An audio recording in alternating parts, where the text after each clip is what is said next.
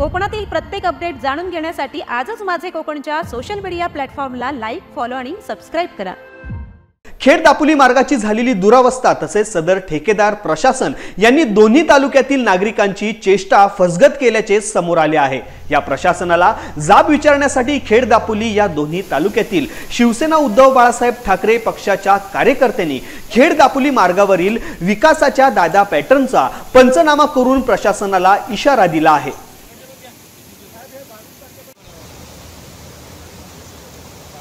ग्रामस्थांचं म्हणणं आहे की छोटी छोटी कामं करत बसले आणि मूळचं काम ते तसंच राहिलं आणि आज या पुराच्या वेळेला ही दुर्दैवी अशी परिस्थिती निर्माण झालेली आहे। आणि म्हणून मित्रांनो, या राज्य सरकारचा निषेध करण्याकरता आम्ही सगळी या ठिकाणी मंडळी आले आहोत की हा जो विकासाचा पॅटर्न आहे, हा पॅटर्न किती खराब पद्धतीचा आहे, किती काळजीवान आहे, हा पाहण्यासारखा या ठिकाणी आहे। आणि म्हणून या ठिकाणची जी मंडळी आहे, जेव्हा आमदार असतील, मंत्री असतील, दादा पॅटर्न किती बघण्यासाठी आम्ही या ठिकाणी आलो। राज्यमंत्री योगेश कदम यांचा हा मतदारसंघ आहे।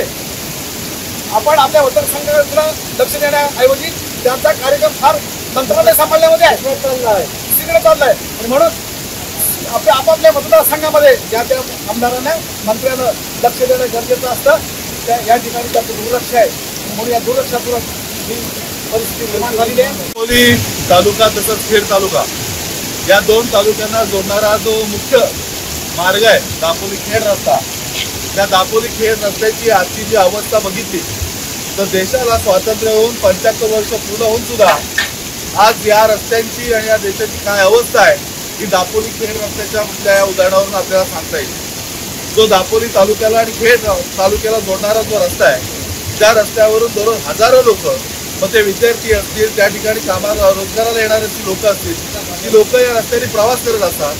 दापोली तालुक्यामध्ये एखादा जर रुग्ण आला, एखाद्या माणसाला जर अटॅक आला तर त्याला हॉस्पिटलसाठी देरवण नाहीतर मिरज सारख्या ठिकाणी ह्याच रस्त्यावरून जावं लागतं।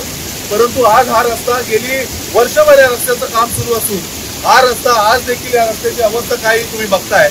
हा एखादा पेशंट जर दापोलीचा या ठिकाणी जर खेडला न्यायचा असेल किंवा देरवण किंवा जर आपल्या मिरजला न्यायचा असेल तर त्या ठिकाणी त्या पेशंटचा, त्या रुग्णाचा जीव गेल्याशिवाय तो माणूस त्या ठिकाणी पलीकडून जाऊ शकत नाही, अशी अवस्था या खेड रस्त्याची आहे। दुर्दैवानं या ठिकाणी बीएमसीचे अधिकारी देखील या ठेकेदाराला पाठीशी घालतायत। कलेक्टरनी, जिल्हा प्रशासनाने त्याला या ठिकाणी नोटीस दिले, अनेक वारंवार त्याला पत्र देऊन देखील कॉन्ट्रॅक्टरने या ठिकाणी हा रस्ता पूर्ण केला नाही। त्याचं तात्पर्य असं की आज दापोली खेड रस्ता बंद झालाय, उद्या एखाद्या पेशंटला जर त्या ठिकाणी न्यायचं असेल तर त्याला 15 ते 20 किलोमीटरचा फेरफटका मारून त्याला त्या ठिकाणी जावं लागेल।